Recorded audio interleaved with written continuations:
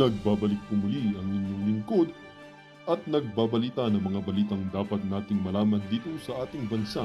Ito ang Balitang Pambansa. Atin ngang matutunghayan sa channel na ito kung ano ang nangyayari sa loob ng ating gobyerno at syempre tumutulong na rin sa ating mga mamamayan na malaman ang katotohanan dahil mayroon tayong karapatan na malaman ang tunay na nangyayari sa ating bansa. Ngunit bago natin panoorin ang balita, huwag niyo pong kakalimutan na mag-subscribe sa ating channel at pindutin ang notification bell para lagi kang maging updated sa ating mga bagong videos na ina-upload araw-araw. At sa ating mga solid viewers naman dyan ay maraming salamat naman po sa walang sawang pagsuporta. At syempre, huwag din pong kakalimutan mag-iwan ng like at i-share ang ating mga videos. At kung mayroon ka naman pang opinion, ang ating comment section ay bukas para sa inyong mga hinaing. Ito na nga mga kaibigan, ating panoorin ang buong video. Salamat po muli and God bless!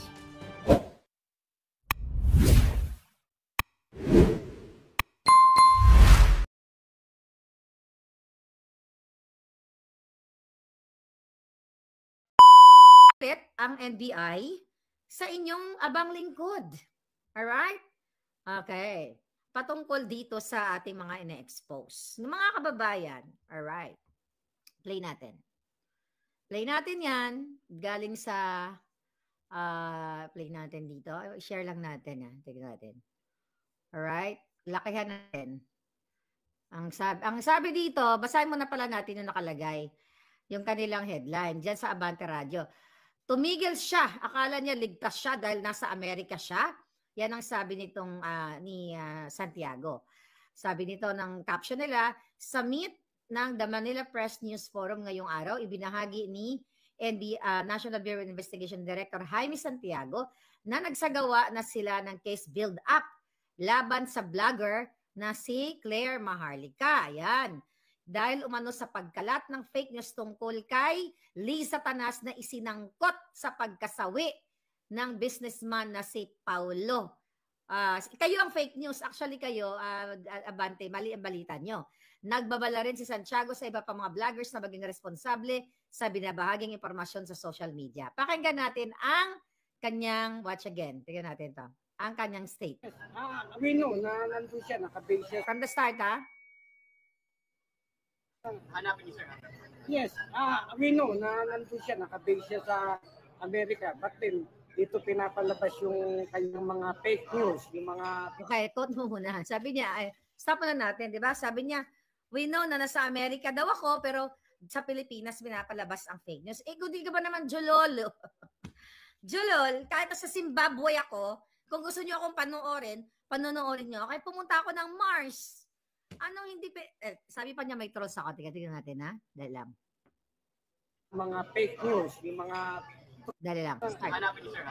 Yes, we know na nandun siya, nakabase siya sa Amerika. But then, dito pinapalabas yung kanyang mga fake news, yung mga trolls niya. So, she will be liable here. Okay. So, pinapalabas daw dyan sa Pilipinas yung trolls ko. Unang-una ako walang trolls. Ikaw na matandang Julul. Okay? Nandiyan na ba yung pulburon? Ikaw na matandang Julolis, nung nagalibat-libat ka na. Alright? Naglibat-libat na yung mata mo. Ha? July pa lang, nung in-expose ko ang video ni Bangag ng pulburon, ikaw rin, isa ka sa nagsabi na Julolis ka, na ako ay kakasuhan ninyo at makipag-ugnayan kayo sa Amerika dahil sinasabi nyong fake at AI yung nilabas tong video. Anong petsa na? Tanda. Ngayon, tatakot-takutin nyo na naman ako? Dahil nakikita nyo yung galit ng taong bayan? Mamaya sasagutin ko yung fake news nyo. Kayo ang fake news. Pakinggan muna natin ulit. Sa Philippines, ng inciting to sedition, cyber libel, bahala siya sa buhay niya. Bahala ka rin sa buhay mo, gago. Okay. Ay, kung tumigil siya, hindi siya nakakasiguro. Bakit ako titigil? Para manahimik na, para hindi ma-expose ang inyong mga pagnanakaw, ang pagsingot ni Putin, ang pagnanakaw niyo sa kaban ng bayan, mga hinayupa kayo, gusto niyo tumigil kami? Hanggang sa dulo ng hininga ko, hindi ako titigil, tandaan mo yan. Kayo, July pa lang nananakot na kayo Nakit siya makipag-ugnayan sa Amerika. Sige nga. Buha ka ng ina. Sige nga. Ang tagal naman. Mag-iisang taon na. Akala niya ligtas siya dahil nandun siya sa Amerika. Okay, akala ko daw ligtas ako dahil nandun ako sa Amerika. Alam ko, nagpadala na si Lisa Canas at si Bangag ng assassins dito. Kaya talagang nag-iingat ako dahil gugurgurin niyo ako, mga hinayupa kayo. Nakita niyo mga kababayan kung paano sila apektado sa isang maharlika sa mga vloggers dahil sa ine-expose natin. Pakinggan pa natin. Galit na, hindi lang ang NBI, ang taong bayan, galit na sa kanya. Uy, sinong taong bayan? Oh, fake news ka. Nakitaan mo kung paano mag-react ang taong bayan kahit dito sa comment section mamaya palangga. Basahin natin kung totoo ang sinasabi nitong galit sa akin ng taong bayan. Yes, yung mga Bukod kay Maharlika, may babala pa ba kayo sa isang vlogger? Sa sino ang gusto nilang gawin? Vloggers, commenters, na natakot ng mga hinayupak na to. Kasi nga, martial law 2.0 na ang nangyayari sa Pilipinas. Although undeclared, yan ang gusto nilang matakot tayo at nakita nyo naman ang ginawang pang-kidnap kay PRRD. Kaya malakas ang loob nila ngayon dahil nagtagumpay sila temporarily sa pag-kidnap kay PRRD. So tinatakot na tayong lahat na titigil. Ganyan pa ba tayo titigil? Buha ka ng ina nyo. Sige, magkaso kayo. Apat na nga na kaso palang ang hinaharap ko sa mga jutang gininang ito eh. Case dismissed nga eh, yung isa. Tapos tatlo ang hinaharap natin. Kaso na pinile ni Zaldico, ayan, yung hinayupak na yan, ni Mel Robles, Zaldico na sangkot dyan sa anomalya sa Vicecam. Si Mel Robles na sangkot sa anomalya sa PCSO. Ang hinaharap ko sa isang designer na open naman sa public na nakasama din ni Lisa dito sa kanilang party, may pakita yung video, na scammer. Oh, yan ay funded lahat ni Lisa Canas. Lahat yung mga yan, pera ng gobyerno. Ang gusto nilang mangyari sa akin dito, paninidakat na yon, galing mismo sa bunganga nitong julol na ito, ay, anong sabi nila? Mananagot ako. Anong sabi niya? Inciting to sedition. Sasagutin ko lahat yan. Yung cyber libel ang sinasabi niya. vloggers natin ay naku, wag niyong gawing katuwaan. Meron naman katuwaan lang. No? Ano katuwaan? Katuwaan ba yung pinapost namin na addict si Bangag? Hindi katuwaan. Ang Pilipino hindi natutuwa. Katuwaan ba na yung ginanang pagpo-post namin ng pag-kidnap nyo kay PRRD? Katuwaan ba yung pagharas nyo sa pamilya niya? Katuwaan ba yan? Kayo ang ginagawa nyong katuwaan, ang pagigipit sa amin lahat, sa lahat ng Pilipino. Yan ang totoo. Hindi, nagagalit ang buong Pilipinas sa akin? Ang NBI? Hoy! Meron tayong puting as from NBI, kaya magtigil ka. Hindi lahat ng NBI galit sa akin, ikaw lang. At si Lisa Canas at si Bangag. At lahat ng mga kakampi niyang mga addictus. Play. Wag niyong gawing katuwaan yung ating social media. Na gumaganda na tayo, digital na tayo, ibababuyin. Maganda, digital? Yes! Kaya nga kami nakakapagsalita dahil hindi nyo na kayang isuppress eh. I mean, they try to suppress us, pero hindi nyo na kayang pigilin katulad na ginagawa nyo sa mainstream media. Dahil sa ibang mga mainstream media, you know, yung mga balita nyo kulang-kulang. Tingnan natin ang mga palangga. Ang ating social media ay hindi tama. Kaya yun, sinasabi ko lagi, meron tayong freedom of speech and of expression, but that is not absolute. No? Pagka lumalampas ka na, kailangan ng kalusin. Kayo ang kakalusin ng taong bayan, hindi ako. Tingnan natin, mga kababayan. I-fact check natin kung galit ang taong bayan kay Maharlika. Go. Tingnan natin yung comment. Alright. Okay. Sabi ng comment, sino naman may sabing galit ang taong bayan kay Maharlika? A whistleblower, yan, ng mga katarantaduhan ng gobyerno. Okay, yan yung mga comment. Tika lang. Ano to? Bakit? View comments. Naghahang. Okay? Okay, nananakot na sila. Yung mayabang na sa ginagawa nila. Kaya pag di mo pinagtanda mga ito, ano yan? Nananakit na sila, yung mayabang. Anyway, basta mukhang naghahang ko. Yun na yun. Stop sharing na natin para makausap ko kayo. Ngayon, ito pala. Dito. Yan. Ayan, ito, nababasa ko na yung comment. Right? Tignan natin to. Wait a minute, mga kababayan. Here we go. Okay. Ito, mga palangga. Anong sabi ng mga comment ng ating mga kababayan? Aha. Hindi po kami galit. Full support po kami sa kanya, sabi ni Angeli Bermudo. Hindi po kami galit, full support po kami sa kanya. Mga tagasunod lang po ni Bangag ang galit sa kanya. Sabi gano'n ni Michael Aldipola, hindi naman yun fake news, Mr. NBI. Totoo naman yung bangag ka din pala. Sino pong taong bayan galit sa kanya? Sabi ni Joel Pascual. Taong bayan baka mo o kayo lang ang galit? O, kita mo? Kitang-kita nyo sa mga comment section. Sabi ni Dals Igorot. Sinong taong bayan ang galit sa kanya, sir? Ha ha ha, sabi ni Ken Jan. Galit sa vlogger. Sila kasi nagsasabi ng totoo. Yung media, pinabayaran ni Bangag. Hindi kami galit, tanda, sabi ni Ellen Okay. Baka kayo lang yun. Temo lahat, majority ng comment nagsusuporta sa akin. Dahil nagsasabi tayo dito ng katotohanan at lahat ng expose ko dito, eto na ang nangyayari. Ganyan, sasagutin kita. Number 1 na punto na sinasabing inciting to sedition. Kasi ngayon raw, sunod-sunod yung aking comment, ang aking post, mga palangga, sa ating Boljakan channel. Follow nyo yan, yung ating Boljakan. Yan po yung ating 190K. Dapat 5 milyon na yung follower kung hindi nila pinatanggal yung isang Facebook natin. Here we go. Ano inciting to sedition dito? Kasi pinakita ko dito, mga kababayan, kaya galit na galit sila. Tignan mo, 1 hour, 2.1 shares. Nagbabiral lahat, 3,000 shares, 1.5 shares, 4,000 shares. Itong eroplano na sinakyan ni Bangag, di ba? Pinag-usapan natin to. Ayan, sabi ng GMA, ayan, di ba? Basahin ko, ayan, si Bangag, gamit yung eroplano na yan. Ang sabi ko, anong inciting dito? Ebidensya ng sabuatan ni Marcos, Bangag at ICC. Parehong eroplano ang ginagamit sa pagkidnap kay PRRD at ginamit ni Bangag. Kita ninyo, ang mismong eroplano na ginamit ni Bangag ay siyang ginamit sa illegal na pagkidnap kay PRRD. At ngayon, kunwari, walang alam si Bangag. Wala siyang kinalaman. Sino ang niloloko ng mga jutang gininang to? Malinaw na may sabuatan at hindi natin dapat palampasin ito. Malinaw na mga sabuatan ng mga mafyang traidor laban sa Pilipino at kay PRRD. Huwag tayong pumayag sa pambubudol at paninindak sa atin. Ang taong bayan ay gising at hindi basta-basta paluloko sa peking drama ng pulboronic administrasyon. Inciting ba yan? Sinabi ko ba sa taong bayan na, pumunta kayo at tsorbahin nyo lahat sila? Ang sabi ko, mag-speak up. Pag sinabi ko sa mga pulis o mga military, ano bang inaantay ninyo? Bangag ang presidente ninyo. Mag-speak up kayo, mag-voice out kayo. Sinabi ko ba sa mga military at sa mga pulis? Na bitbitin nyo yung kanyang mga sandata at, gurgurin nyo si Bangag o lahat. Ganyan. May sinabi ba akong ganyan? Julul! Masyado kasi kayong nabuking. At yung sinasabi dito ng Abante, okay?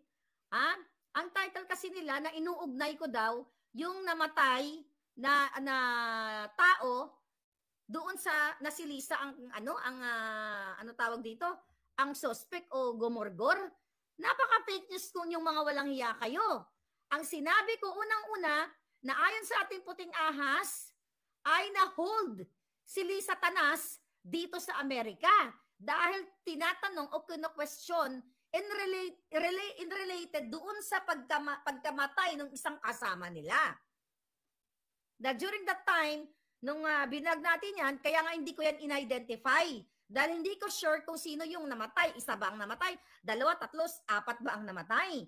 Ang sinabi ko lang ay hinold si Lisa Tanas. Then naglabas itong tawag dito? Presidential Communication PCO na wala daw katotohanan na detain. Kailan ba umamin kayo mga putang mga buwaka ng inan nyo? Kailan kayo umamin? Ito nga yung pagiging addict ni Marcos, ayaw magpa-hair follicle. Kailan kayo aamin? Tas hindi kasuhan nyo. Dagdagan nyo pa yung kaso ko. Diyan kayo magaling. Diyan kayo magaling mang sindak sa akin. Pero sabi ko nga sa inyo, hanggang sa huling patak ng dugo ko, putang ina nyo. Hindi ako magpapasindak sa mga addict na katulad ninyo. Nakatwitness ang taong bayan sa panggigipit nyo sa akin, sa mga vloggers dyan, imbis na asikasuhin nyo ang problema ng bayan, krimen, yung namatay dyan na foreigners sa Boracay, na sa akin yung picture, di ko lang pwede ipakita, na nabukaka, ginurgor ng mga addict dyan, kung sino man yung nagugurgor sa kanya, yan ang asikasuhin ninyo. Peace and order sa Pilipinas, wala na. Tapos vlogger at si Maharlika, kailan nagsabi yung totoo yung gobyerno nyo? Pakita natin ulit to. Oh, ito. Kailan nyo to? July nyo pa to sinabi, nakakasuhan nyo ako mga hindot kayo Nakita nyo yan? Basahin ko lang uli, mga kababayan. Bago ito, ituloy ko lang muna yung thought ko doon sa yung sinabi kong babasahin ko uli yung muna. Basahin ko muna uli yung informante, yung sinabi sa atin ng informante. Dahil exactly ito yung sinabi ko. Excuse me. Alright. Ano ang sabi sa akin ng informante? Alright. Asan na yung message niya?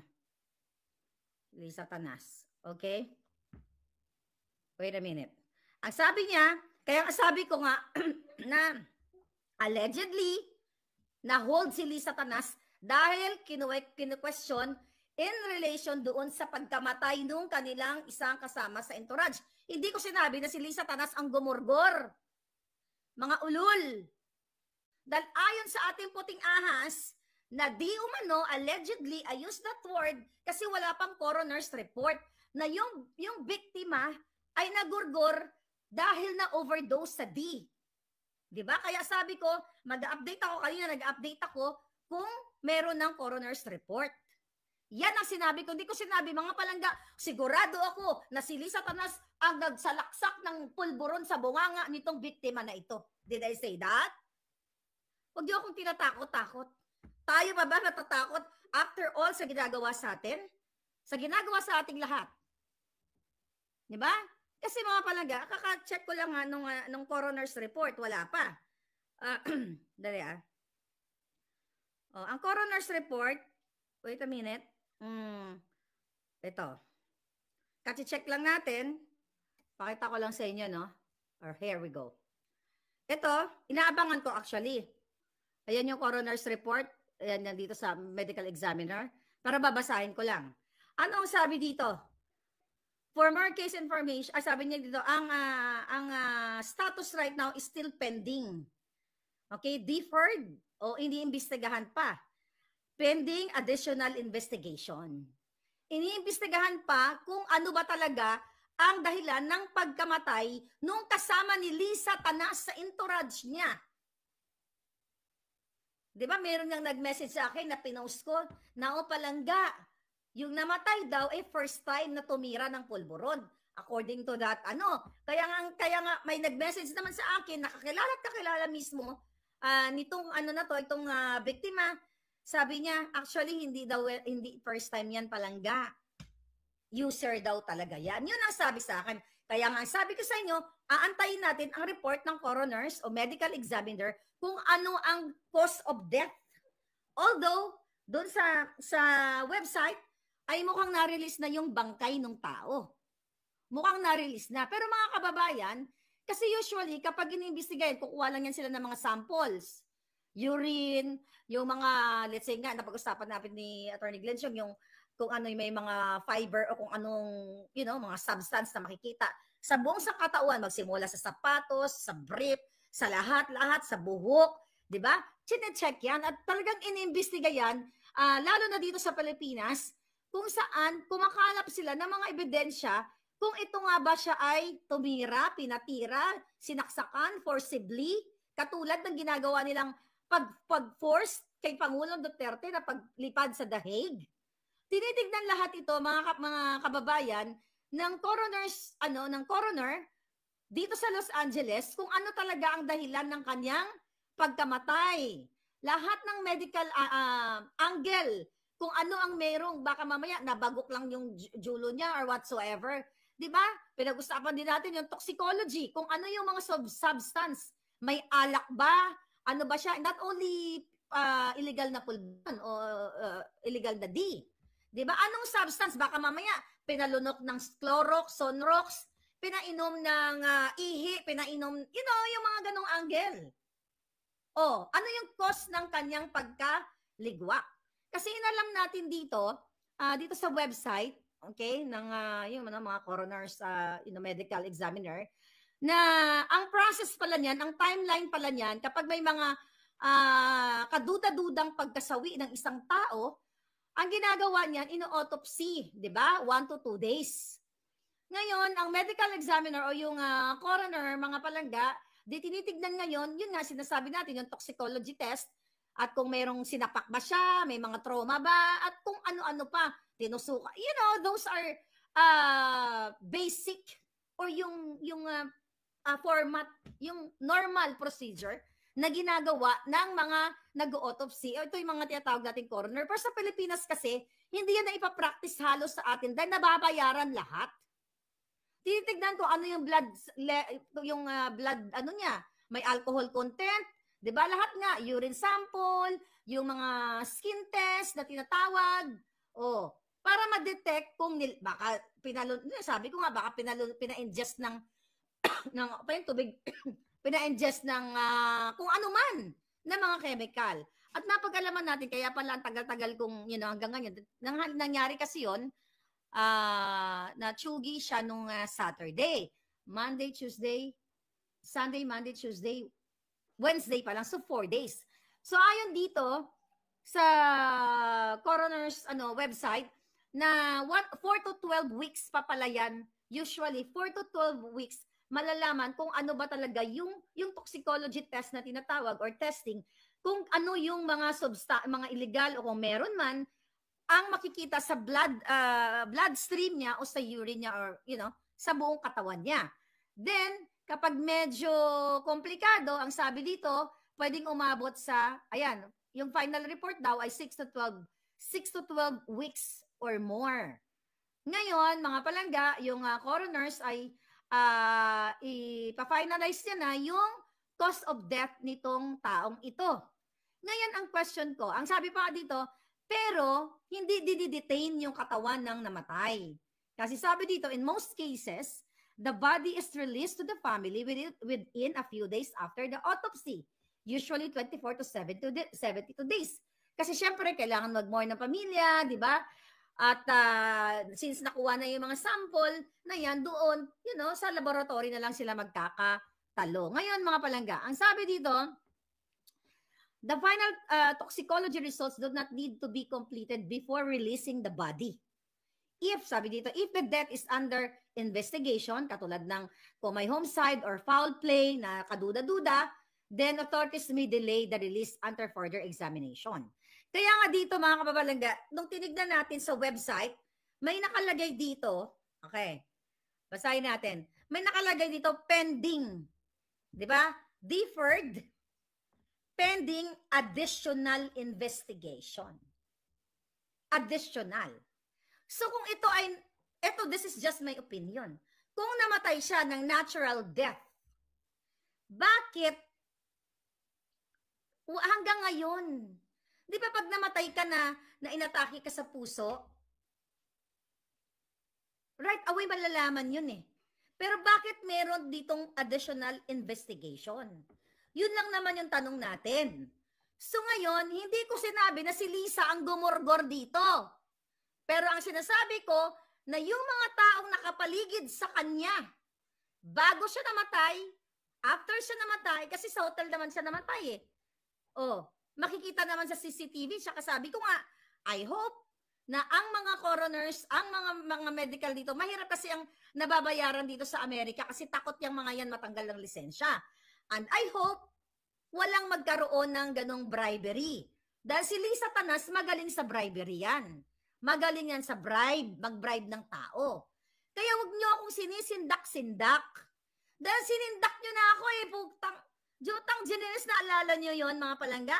Nung nilabas ko ang pulboronic video ni Marcos Jr., hindi nga NBI, PNP, AFP, DND, Malacanang, lahat kayo mga inayupa kayo, sinindak nyo ako.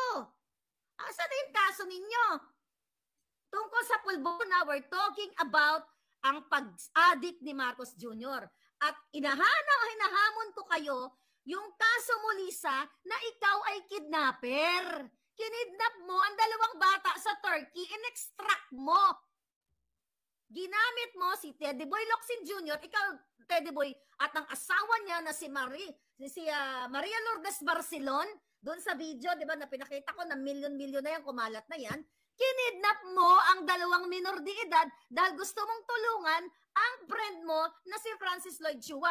Abangan nyo nga yung video, malapit na yan. Sabi ko kahapon, baka ngayon. But since marami tayong mga developing stories, so, you know, yan ang ikaso mo sa akin. At itong pulboronic na ito. Dahil di ko naman kayo inuurungan, di ba? Sinasagot ko yung mga kaso ninyo.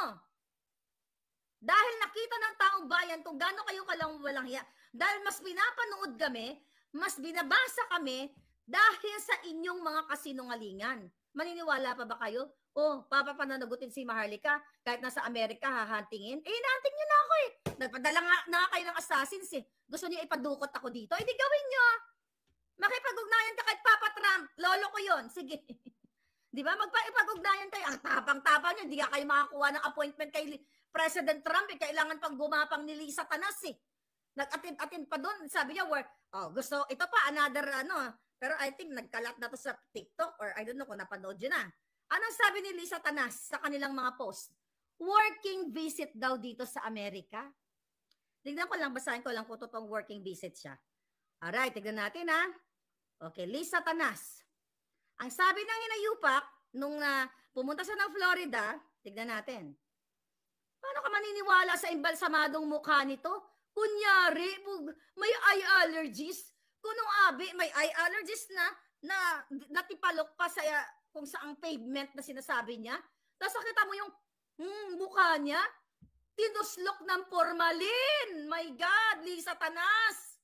Masyado kang insecure, masyado kang kawatan, kidnapper, addictus, benedictus. Yan ang ikaso mo sa akin. Hay, matagal nyo na dapat ginawa yan. Maniniwala kayo kay mga palangga? Wala bang wait itong bunganga ko na sinabi ko, Lisa, Marcos, Araneta, First Lady, ikaw ay nangidnap ng 2 bata. Walang allegedly yan. Dahil may ebidensya yan. Ayaw mo magkaso eh. Na sinabi ko, ikaw, Marcos, adik ka. Doon sa araw ng kagitingan, ang daming pulburon dito. Pero ang mga julul na AFP, bulag, pipi at bingi.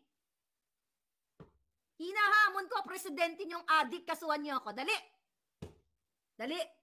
Para magkaalaman, para sa harap ng korte dito sa Amerika, i-present natin itong forensic result dito sa California na yes, indeed, si Marcos Jr. ay adik at siya yung nasa video na ipinakita ko sa inyo dito mga kababayan ay magkakatalo tayo sa korte kaya ayaw niya magkaso dahil i-require ng korte ng abogado nila, abogado ko at independent, third party, okay? Para patunayan na ang sinasabi ni Maharlika, okay? Na ipinalabas ni Maharlika na si Bangag ay certified addictus benedictus. Ayan, nakita niyo ang figure na yan. Ano sabi dyan? Basahin ko uli. Baka nakakalimot kayo. Figure 4 showcases a series of 4 frames, each highlighting instances where salt and pepper compression are